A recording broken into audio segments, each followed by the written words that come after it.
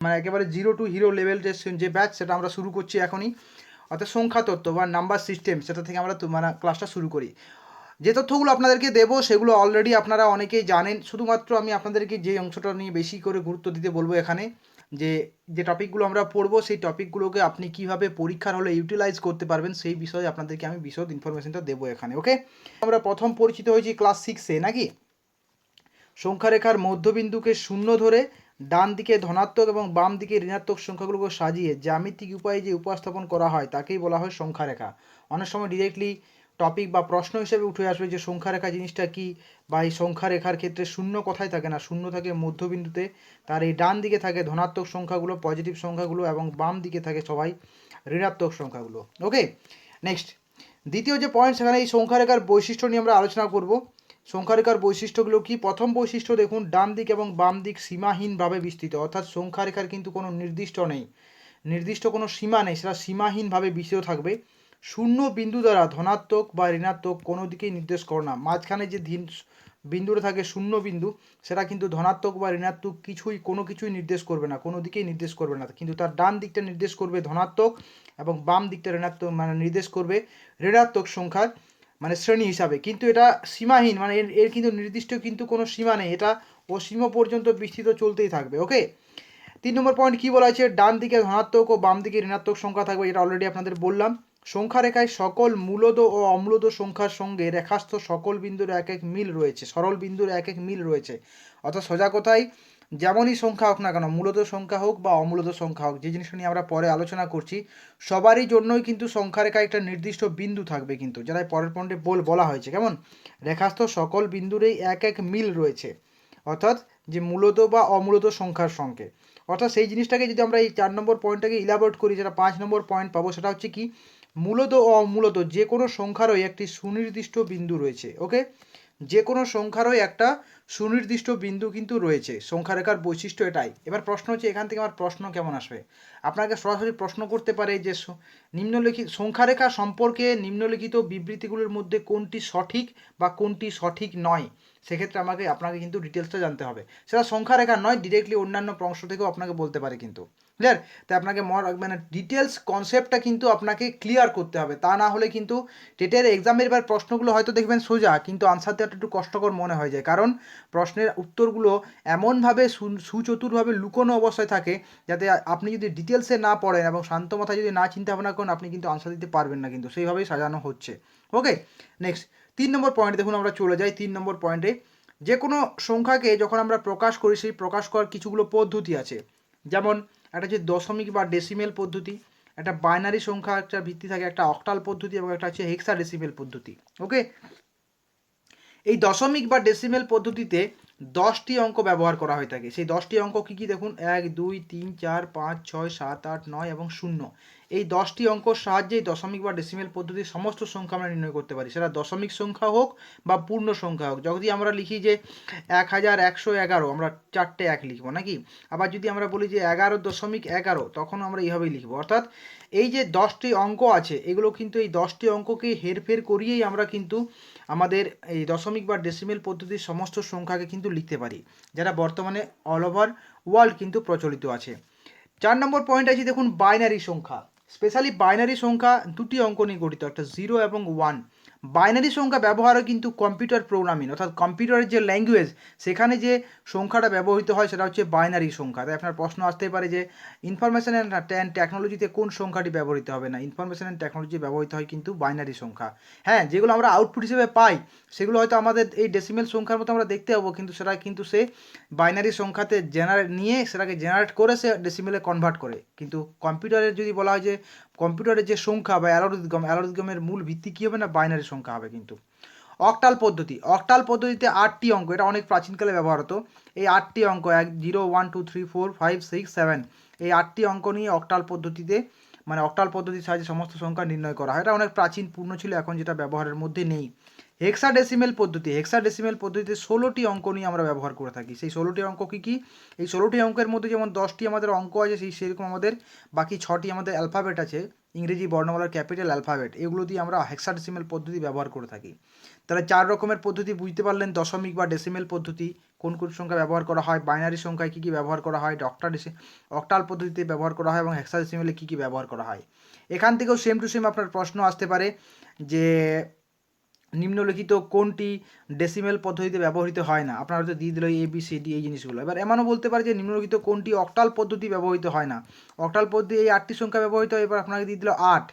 এবার আপনার মনের মধ্যে প্রশ্ন আসবে যে অক্টালের মধ্যে 8 আছে, তার মানে সেটা 8 তাল হতেও পারে, কিন্তু 8 যে অঙ্ক সেটা কিন্তু অক্টাল পদ্ধতি ব্যবহৃত হয় না। এবং কম্পিউটারে আপনাকে বলবে কম্পিউটারের ল্যাঙ্গুয়েজে নিম্নলিখিত কোন সংখ্যাগুলি বা সংখ্যাটি ব্যবহৃত হয়। তো কম্পিউটারের ক্ষেত্রে বাইনারি সংখ্যা 0 এবং 1 দিয়েই কিন্তু কম্পিউটারে যা কিছু সংখ্যা ব্যবহার করা হয় কম্পিউটারের ক্ষেত্রে। ওকে, এই 0 1 বাদ দিয়ে আর অন্য কোনো সংখ্যা ব্যবহার করা হয় না। আপনাকে সেদিকেও সজাগ থাকতে হবে। এখানেও প্রশ্নটি সরাসরি না করে আপনাকে ঘুরিয়ে প্রশ্নটি করা হবে যে নিম্নলিখিত বিবৃতিগুলোর মধ্যে কোনটি সঠিক বা কোনটি ভুল, এমনও বলতে পারে। কিংবা এমনও বলতে পারে যে একজন শিক্ষার্থী ডেসিমেল পদ্ধতির ক্ষেত্রে সংখ্যা লিখেছে এই 12.C লিখেছে, হয়তো আপনারা এইরকমভাবে যে ডেসিমেল পদ্ধতির সংখ্যাটি লিখেছে সে 12.C2 লিখেছে, এই ক্ষেত্রে কোনটি ভুল আছে, তখন আপনি বলতে পারবেন যে সি এটা ভুল আছে নাকি। এইভাবেও আপনার প্রশ্ন আসতে পারে কিন্তু, অর্থাৎ আপনাকে সমস্ত দিক থেকে সজাগ থাকতে হবে। নেক্সট 7 নম্বর পয়েন্টে আমরা চলে যাই। 7 নম্বর পয়েন্টে আমাদের কি আলোচনা করা হয়েছে, সংখ্যার স্থানীয় মান এবং প্রকৃত মান সম্পর্কে। এটা আপনাকে অত্যন্ত গুরুত্বপূর্ণ জিনিস।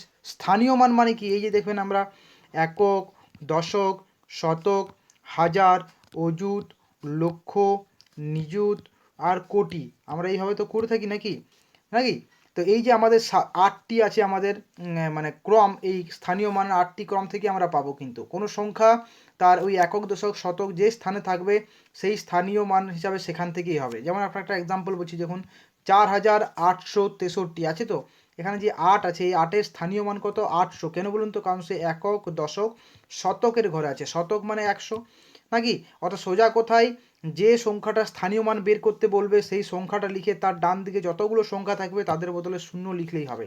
যেমন আপনাকে একটা প্রশ্ন বলা হচ্ছে এখানে, ধরুন 57,643 আপনাকে বলা হলো যে এই যে 5 আছে এই 5-এর স্থানীয় মান কত।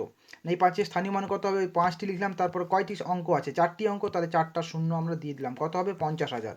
ইভেন আপনার প্রশ্ন এভাবেও আসতে পারে যে হয়তো 57,000 বললো যে 564 বলা হলো, তো আপনাকে বলবো যে যে দুটি 5 ব্যবহার করা হয়েছে তাদের স্থানীয় মানের পার্থক্য কত, এভাবেও প্রশ্ন আসতে পারে। সেক্ষেত্রে প্রথম যে 5টি আছে এর স্থানীয় মান হবে আমাদের 50,000 হবে তো, এবং দ্বিতীয় যে স্থানীয় মান আছে 5 আছে তার ক্ষেত্রে হবে 500 আর তারপর দুটো অঙ্ক 50,000 থেকে 500 বাদ দিলে আমরা পাবো কত, 49,500। তাহলে হলো কি, যে দুটো 5 আছে তাদের স্থানীয় মানের পার্থক্য হচ্ছে আপনার 49,500।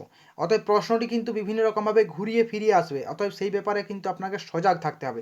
মোদ্দা কথা হচ্ছে আপনাকে কনসেপ্ট যদি আপনার ক্লিয়ার থাকে, প্রশ্ন যেমনই আসুক না কেন আপনি সেটা আনসার দিতে পারবেন। তা আপনাকে সব দিক থেকে ভাবতে হবে যে কত রকম দিক থেকে আমাদের অ্যাটাক পরীক্ষার হলে আমাদেরকে প্রশ্নের মাধ্যমে অ্যাটাক করতে পারে। ওকে, সম্ভাব্য প্রশ্নের যে পদ্ধতি সেগুলো আমাদের জানতে হবে।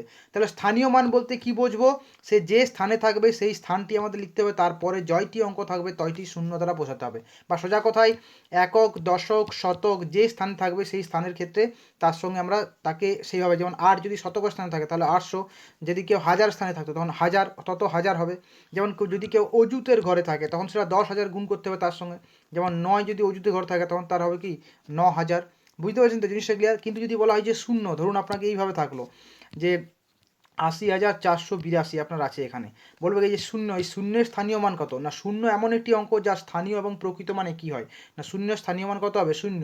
শূন্য ইন্টু 10,000, এটা কার ঘরে আছে, শূন্য একক, দশক, শতক, হাজারের ঘরে আছে, তাহলে শূন্য ইন্টু 1,000, 1,000 মানে শূন্যের সঙ্গে যতই গুণ করা হোক না কেন সেটা আমরা কিন্তু পাবো কত বলুন তো, না সেটা আমরা কিন্তু পাবো সেই শূন্যই পাবো। তাই শূন্য যদি থাকে তার স্থানীয় মান হোক বা প্রকৃত মান যাই হোক না কেন, শূন্যের ক্ষেত্রে স্থানীয় বা প্রকৃত মান দুটোই আমাদের শূন্যই হবে। নেক্সট আছে প্রকৃত মান। প্রকৃত মান বলতে বোঝায় সেই নির্দিষ্ট অঙ্কটাকে বোঝানো হবে।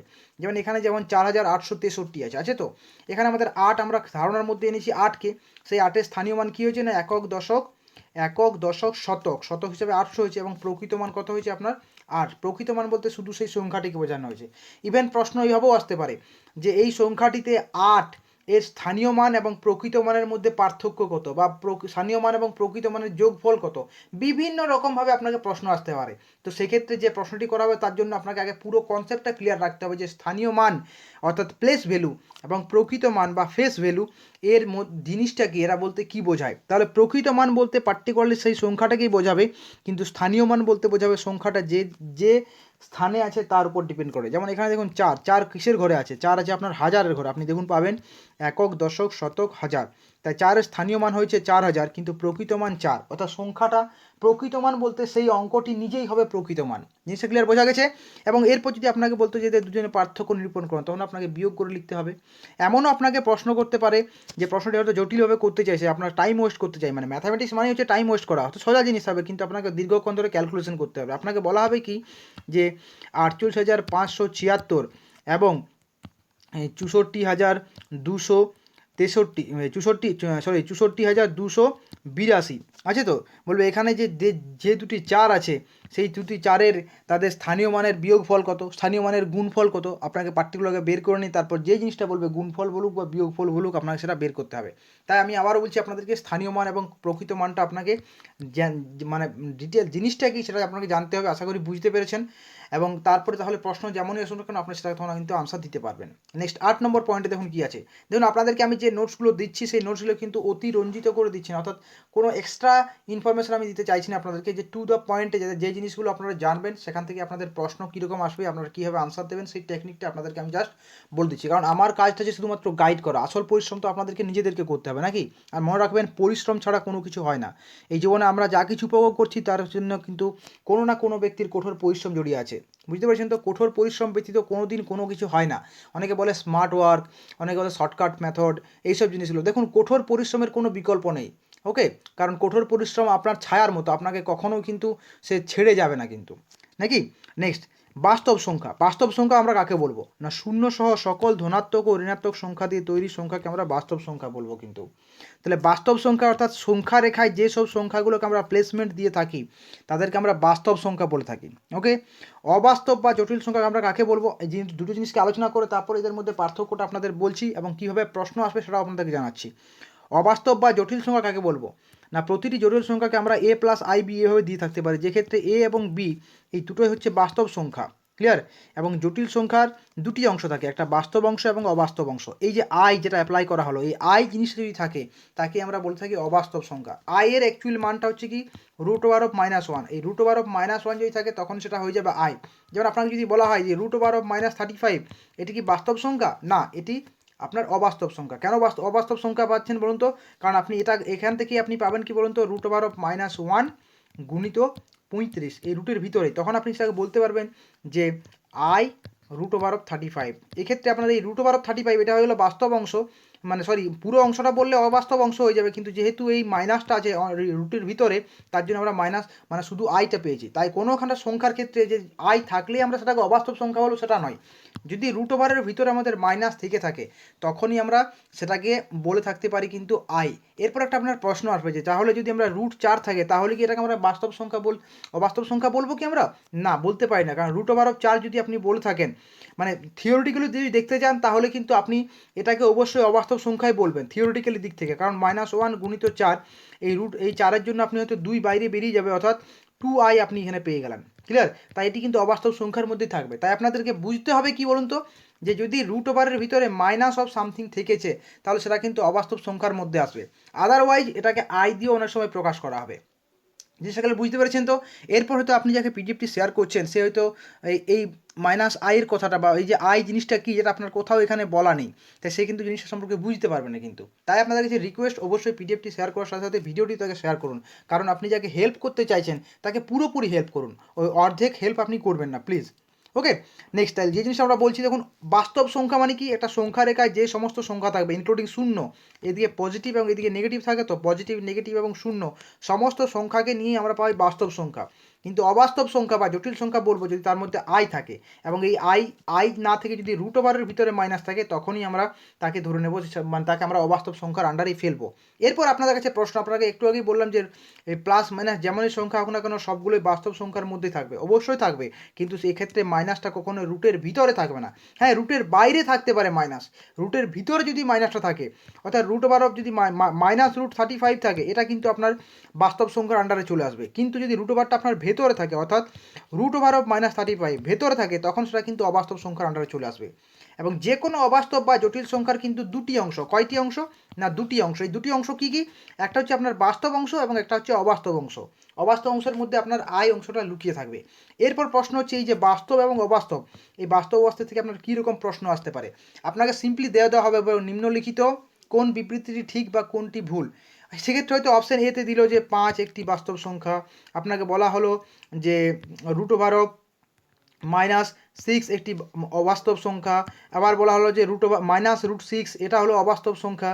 এবার বলা হবে যে কোনটি ঠিক কোনটি ভুল।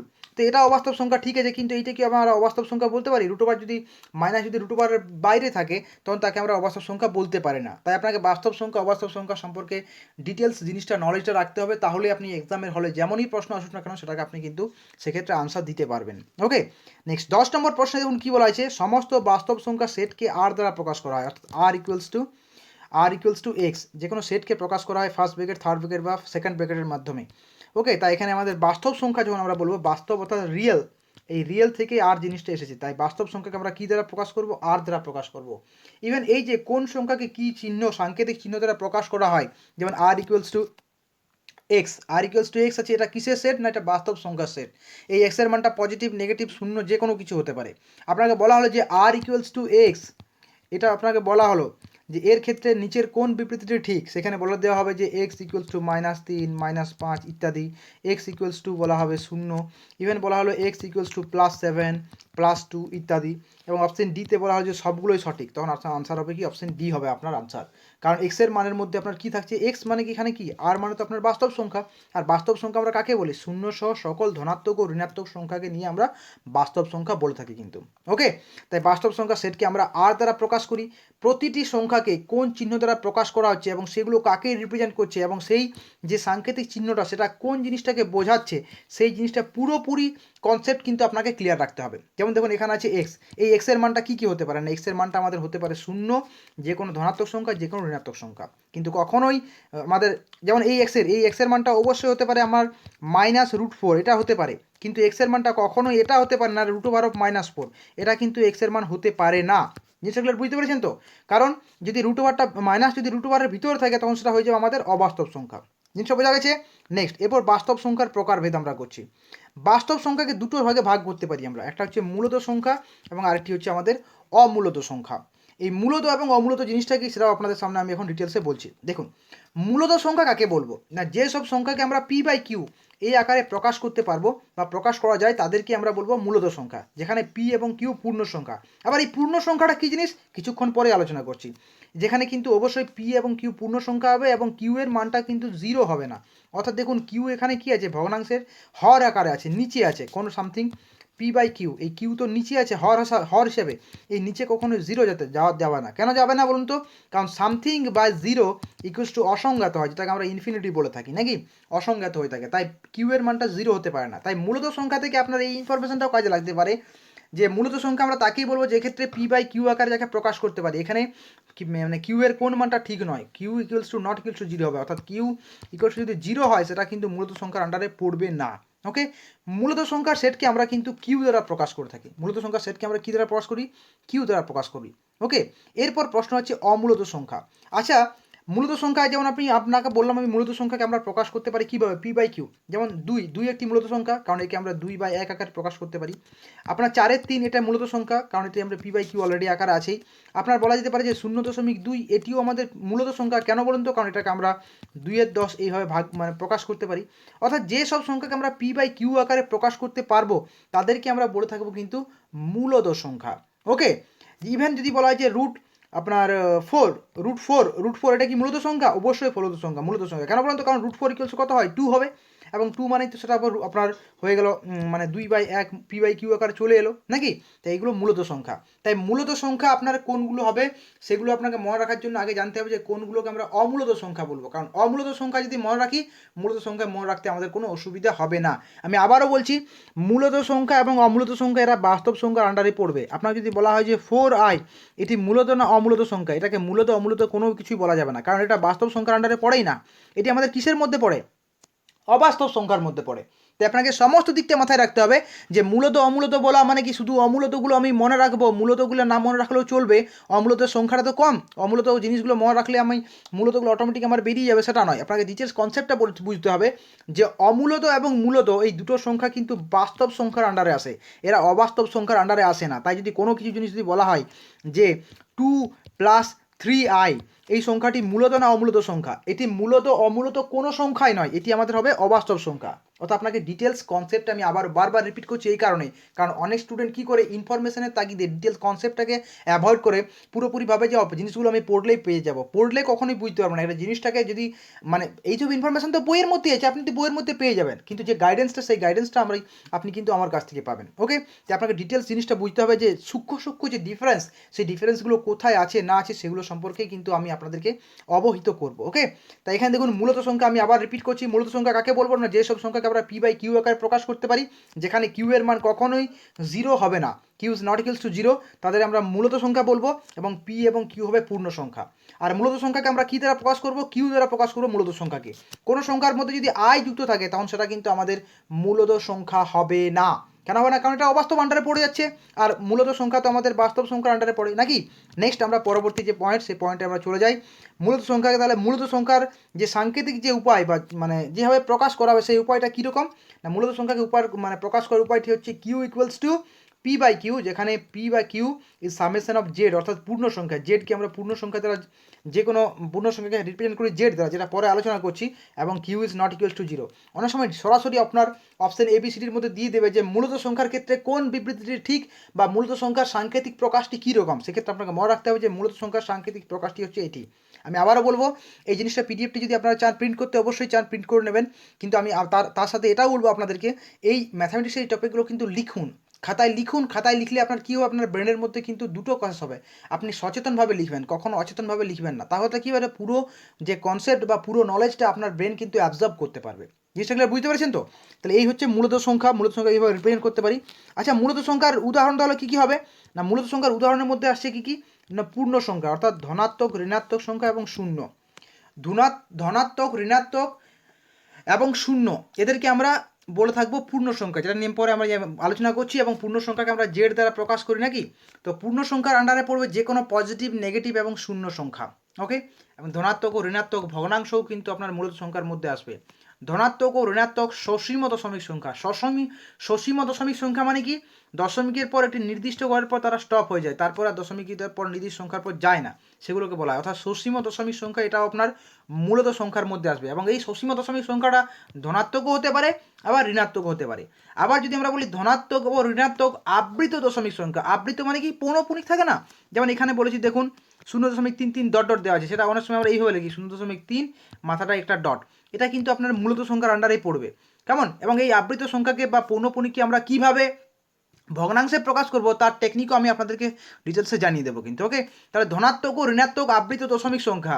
আবৃত দশমিক সংখ্যা মানে কি পৌনঃপুনিক থাকবে, সেই পৌনঃপুনিকটা একটা সংখ্যার উপর থাকতে পারে। আবার এখানে যেমন আছে দেখুন 569 আসবে, এটা যদি আমরা বলি তখন কী হবে, অবশ্যই দেখুন এখানে মাইনাস আছে, তখন আমরা কত পাবো না -0.569, এটা একটা বাদ দেওয়া হয় তিনটি সংখ্যা, কারণ তিনটি সংখ্যায় তিনটি অঙ্কই বারবার রিপিট হচ্ছে নাকি। তাই এই ধনাত্মক বা ঋণাত্মক যা কিছু আবৃত অসীম দশমিক সংখ্যা, আবৃত অসীম দশমিক সংখ্যা, এদেরকেও আমরা কিন্তু মূলত সংখ্যার আন্ডারেই ফেলবো। ওকে, তাহলে বোঝা গেল মূলত সংখ্যা জিনিসটা কি, মূলত সংখ্যা সম্পর্কে কী কী কনসেপ্ট আছে। আপনাকে আমি আবারও বলছি, প্রশ্ন আসতে পারে এইভাবে যে মূলত সংখ্যা সম্পর্কে নিম্নলিখিত কোন বিবৃতিটি ঠিক বা কোন বিবৃতিটি ভুল, তাই আপনাকে সব রকমভাবে কিন্তু সজাগ থাকতে হবে। ওকে, জিনিসটা বোঝা গেল। নেক্সট, তাহলে এই ছিল আমাদের আজকের প্রথম ক্লাস। দ্বিতীয় ক্লাসে আমরা অমূলত সংখ্যা এবং বাকি জিনিসগুলো নিয়ে কিন্তু আলোচনা করব। ওকে।